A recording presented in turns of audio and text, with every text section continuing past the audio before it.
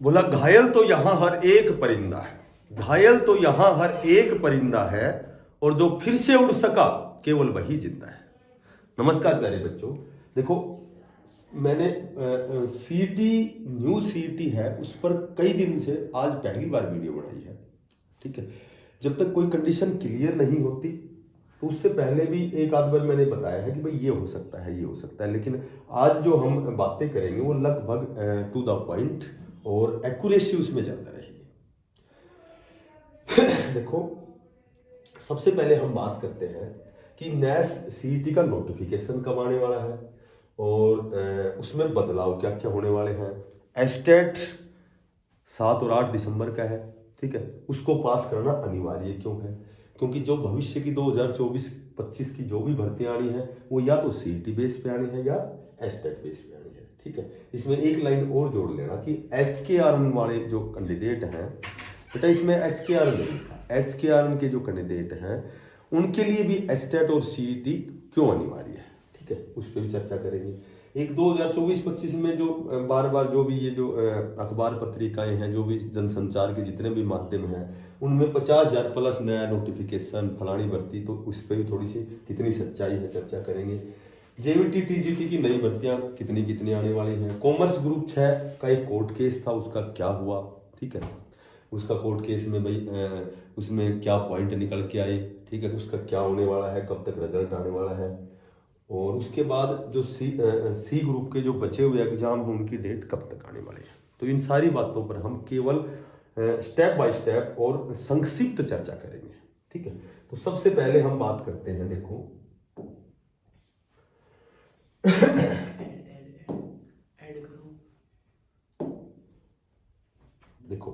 सबसे पहले हम बात करते हैं सीईटी की। तो एक तो सीईटी की टू द पॉइंट बात करते हैं। एक तो सभी को सीईटी देना है क्योंकि 3 साल की वैलिडिटी थी, तो लगभग वैलिडिटी खत्म हो चुकी है, तो सभी को ये सीईटी है, कोई लाइफ टाइम नहीं होता, इसमें समय होता है। तो सीईटी हर साल होने की कवायद कह सकते हैं, हर साल होना तय हुआ है। तो अब सीईटी की जो वैलिडिटी है वो 1 साल की रहेगी, तो सीईटी सभी को देना है। पहले मुद्दा था कि भाई क्वालिफाई होगा, ठीक है, तो क्वालिफाई होगा। फिर बात चली भाई 10 गुना होगा, ठीक है, राजस्थान में 15 गुना है तो बोला 15 गुना होगा, और अब कहीं कहीं बात ठहरी है 7 गुना। तो ये जो आपका सीईटी 7 गुना होने वाला है, जहां तक मैक्सिमम चांस है, और हम चाहते हैं कि भाई क्वालिफाई हो जाए ताकि सभी बच्चों को मौका मिले। पर चूंकि जनसंख्या कैंडिडेट इतने होते हैं कि सभी का एग्जाम लेना आसान नहीं होता है। जैसे मान लो अब की बार क्वालिफाई 3,57,000 कुछ हुए थे, तो वो एग्जाम लेना कहीं ना कहीं थोड़ा सा उसमें पॉसिबिलिटी नहीं होती है, या ये कह सकते हैं भाई कठिनाई होती है। पॉसिबिलिटी तो सब कुछ, पॉसिबल तो सब कुछ है, तो क्वालिफाई भी हो सकता है, ठीक है, और 7 गुना भी हो सकता है। एक बात, सीईटी सभी को देना है। अब बात करें कि सीईटी कब होगा, तो कोर्ट ने तो 31 दिसंबर का समय दिया है, लेकिन मेरे अनुमान के अनुसार 31 दिसंबर को नहीं लगता कि आपका सीईटी होगा। हो सकता है जनवरी का 1-2 सप्ताह और लग जाए, पर होगा ये तो 1000% ही है। लेकिन 31 दिसंबर का ही मान के चलें, क्योंकि अभी तो नोटिफिकेशन आने वाला है, फिर 15-20 दिन देते हैं फॉर्म भरने के, फिर कई बार तो रीएड भी हो जाते हैं, तो कई चक्कर होते हैं। तो 31 दिसंबर तो शायद पॉसिबल नहीं है, लेकिन जनवरी फर्स्ट वीक या सेकंड वीक तक आपका एग्जाम होगा। तो इसमें तो आपको तैयारी करनी है, क्योंकि जो भी वैकेंसी आने वाली है वो केवल और केवल नॉन जो टीचिंग की वैकेंसी है वो सीईटी बेस पर ही आएंगे। ठीक है, तो सीईटी यदि नहीं हुआ तो हम 1-2 साल पीछे चले जाएंगे। अब हम बात करें कि भाई वैकेंसी, तो 40,000 जो है वो तो सी ग्रुप की वैकेंसी आने वाली है, जिसमें वेरियस प्रकार के, सभी को पता है, वो ग्राम सचिव, पटवारी, सारे वही होते हैं। 10,000 डी ग्रुप के नया रिक्रूटमेंट आने वाला है, तो ये तो केवल एक सीईटी होता है, और इसके लिए पहले ये प्री क्लियर करो फिर मेन में बैठो। ठीक है, ऐसा भी सुनने में आया था कि कॉमन करेंगे, पर कॉमन संभव नहीं है। अब ये सीईटी बेस पर भर्ती आएंगी। ठीक है, अब मैं बात करूं HKRN की, तो HKRN में भी जो कैंडिडेट लगना चाहते हैं, कई बार भाई सरकारी में तो नहीं बात बनती, 1-2 नंबर कम रह जाते हैं, तो कहीं कहीं तो बेरोजगारी की वजह से तो हमें कहीं कहीं तो प्रयास करना पड़ेगा। तो HKRN में भी जो HKRN में लगना चाहते हैं उनके लिए भी सीईटी बहुत ही अनिवार्य है। ठीक है, क्योंकि सीईटी के एक्स्ट्रा 10 नंबर मिलते हैं। तो 10 नंबर कहीं न कहीं कट ऑफ को ये यदि 10 नंबर कम रहेंगे तो कट ऑफ में हम नहीं आएंगे। तो कहने का मतलब ये है HKRM वालों को भी सीईटी करना बहुत ज़रूरी है। जो जिन्होंने पहले किया था उनके लिए भी ज़रूरी है। क्वालिफाई होता है तो बेस्ट है हमारे लिए, यदि 10 गुना होता है तो भी बेस्ट है, 15 गुना होता है तो भी बेस्ट है, और 7 गुना में भी बेस्ट है। और यदि 4 गुना सरकार करना चाहे तो कोई रोक नहीं सकता, ना कोर्ट ना कचहरी। तो ये मान के तैयारी करो कि 4 गुना हो जाएगा तो दिक्कत होगी, इसलिए आपको 4 गुना के हिसाब से तैयारी करनी है। अब 7-10 गुना होता है तो ये हमारा भाग्य है, लेकिन जब 4 गुना के हिसाब से हम तैयारी करेंगे तो ये मान लो जब सीईटी की तैयारी आपने 4 गुना के हिसाब से कर ली है तो नॉन टीचिंग जो भी भर्ती आएंगी 100% आपका सिलेक्शन होगा।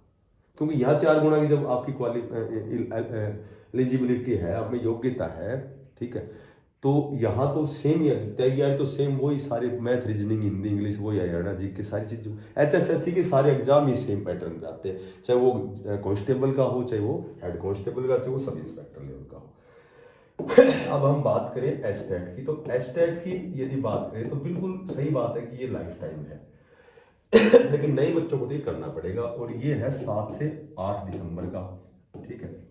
और मैं तो ये कहूँगा कि जिन्होंने एस्टेट कर रखे हैं उनको भी एस्टेट करनी चाहिए 1000%, और एक टारगेट प्लान करना चाहिए और उसको अचीव करना चाहिए, ताकि जो भी पेडागोजी है, जो भी आपकी CDP है, चाइल्ड डेवलपमेंट पेडागोजी है, ये एस्टेट में जो तैयार हो जाएगी वो रियल तैयारी में नहीं होती है। उसमें हम सब्जेक्ट तैयार करेंगे और यहाँ भी सब्जेक्ट तैयार होंगे, पर CDP पे सबसे ज़्यादा ध्यान देना। CDP जिसका अच्छा हो गया, ठीक है, पहले जो GD लेवल की भर्ती है उनमें तो मैथ रीजनिंग बहुत अच्छा होना चाहिए, उसमें तो जीके सब बराबर होते हैं। यहाँ जो मार होती है, जो मेन एग्जाम में CDP की मार, पेडागोजी की जो शिक्षा शास्त्र है इसकी मार होती है, क्योंकि ये दोनों डिफरेंट सब्जेक्ट हो गए। एक तो हम हिंदी तैयार करें, हिंदी ग्रामर पोर्शन पढ़े, एक हिंदी का लिटरेचर पढ़े, और प्लस एक हिंदी की शिक्षण विधियाँ पढ़े, तो कहीं ना कहीं वो डिफरेंट सब्जेक्ट होते हैं। तो आपको एस्टेट सबको देना है, ठीक है। एस्टेट के नाम पे मैं बताता हूँ कि रेस्ट ऑफ हरियाणा है, इसमें लगभग मैं तो 1500 प्लस, हालांकि अखबार में 3000 बताया था कि JBT की भर्ती आएगी।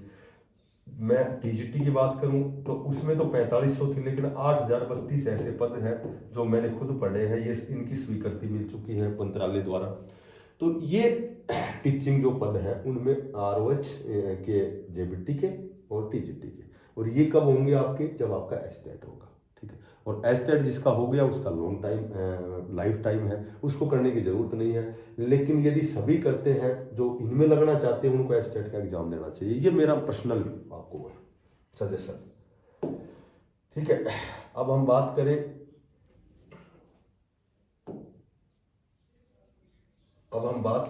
ये बात हो गई। अब बात करेंगे नई भर्तियां।